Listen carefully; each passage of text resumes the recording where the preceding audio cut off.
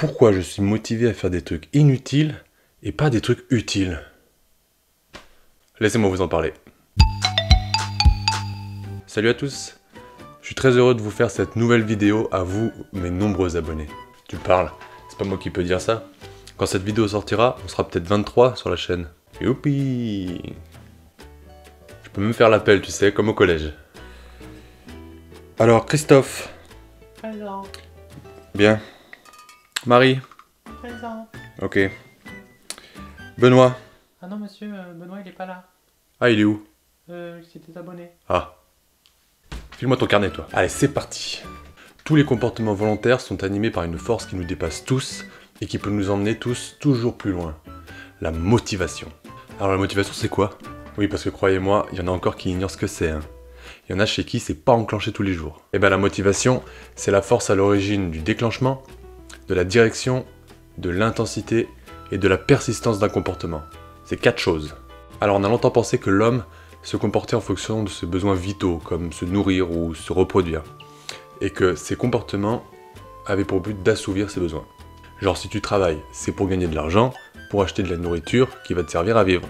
Mais toi, homme de 2016, tu sais que ce n'est pas que ça. Quoique chez certains, eh oui, on s'est vite aperçu que l'homme répondait aussi à des besoins psychologiques, comme le besoin d'appartenir à un groupe, ou le besoin d'estime, tout ça. Mais qu'est-ce qui va nous intéresser, nous, dans tout ce bazar?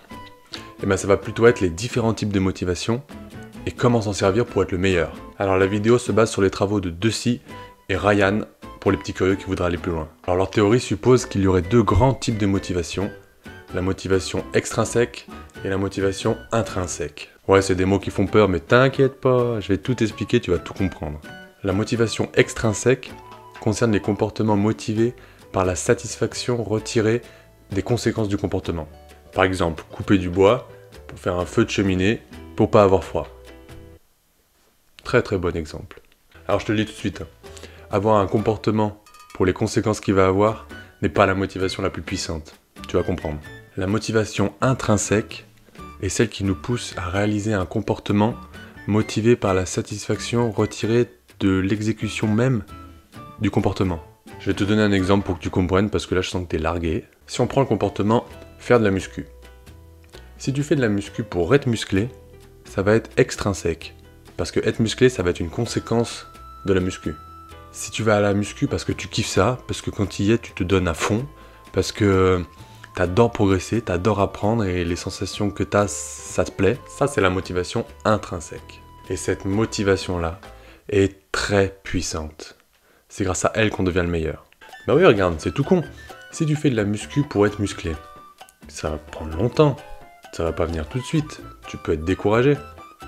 Alors que si tu vas à la muscu parce que tu kiffes ça, parce que voilà, quand tu y es, t'es content, eh ben tu seras pas démotivé parce que t'auras qu'une envie, c'est y retourner pour être content, donc t'auras moins de chances d'abandonner déjà. Tu seras pas vraiment pressé d'avoir des résultats, tu seras juste animé par le fait de faire ton activité.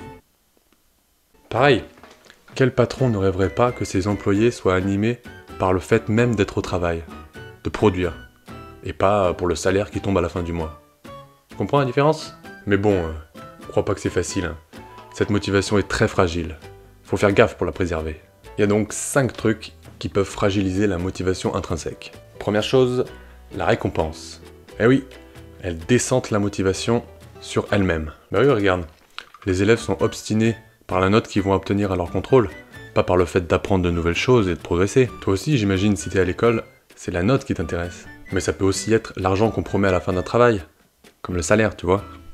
Deuxième chose qui fragilise, la compétition. On a tendance à perdre notre motivation intrinsèque quand on se mesure aux autres. On a plus envie de battre nos concurrents plutôt que de profiter de l'activité elle-même. En 3, on a l'évaluation. Comme on l'a dit tout à l'heure, savoir qu'on va avoir une note après avoir appris une leçon, ça nous démotive complètement d'apprendre juste la leçon. Ça nous motive juste à avoir la bonne note au contrôle. Et on ne prend aucun plaisir à apprendre. On a juste envie de ramener une bonne note à la maison pour pas se prendre une branlée par son père. Il en a rien à foutre, lui, ton père, de la motivation intrinsèque. Hein. Il s'en fout. En 4, on a un truc tout bête. C'est la surveillance. Le fait d'être surveillé pendant notre activité réduit notre motivation intrinsèque. Eh oui, c'est comme ça, voilà. Qu'est-ce que tu vas faire? Et enfin, 5e chose, les feedbacks. Les commentaires d'une autre personne, en fait, ont tendance à réduire notre motivation intrinsèque. Et ça, même si le commentaire est positif, hein. D'ailleurs, ça marche comme ça. On perd beaucoup plus notre motivation intrinsèque quand le commentaire est négatif, un peu moins quand il est positif, mais quand même, et quand il n'y a pas de commentaire, c'est mieux. Donc voilà, si tu veux garder une motivation puissante, il faut faire attention à ces petites choses. Pour la compétition, fais les choses pour toi, ne te compare pas aux autres, profite de ton activité pour toi, c'est pour toi que tu l'as fait. On s'en fout des autres. Il y aura toujours quelqu'un de meilleur que toi, alors vis pas pour les autres, vis pour toi. Garde à l'esprit pourquoi tu fais ce que tu fais, le plaisir que tu en retires. Je pense vraiment que tout est une histoire de plaisir dans l'instant présent. Et c'est pour ça qu'on est plus motivé à faire des trucs inutiles, entre guillemets. C'est pas toujours inutile, mais c'est parce que on retire du plaisir à faire juste cette activité. On la fait pas pour les autres, on la fait pour nous. Et c'est ça qui nous rend heureux, c'est de faire ça en fait qui nous rend heureux. Il y en a pour qui ça va être jouer aux jeux vidéo, se promener ou faire des vidéos. Si j'ai un conseil à vous donner, c'est de ne surtout pas vous priver de ces activités. Cherchez-les, trouvez-les et faites-les. Vous progressez vite dans ce que vous faites et vous serez heureux, vous vous ferez du bien et c'est ça le plus important.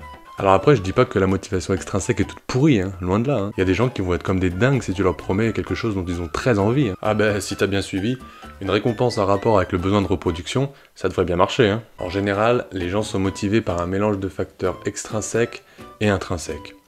Mais retiens que la plus puissante, c'est la motivation intrinsèque. Voilà, alors le message à retenir de cette vidéo, c'est faites ce que vous avez envie de faire, donnez le meilleur de vous-même dans ce que vous aimez faire, et ne vous engouffrez pas dans une vie dont vous n'avez pas envie.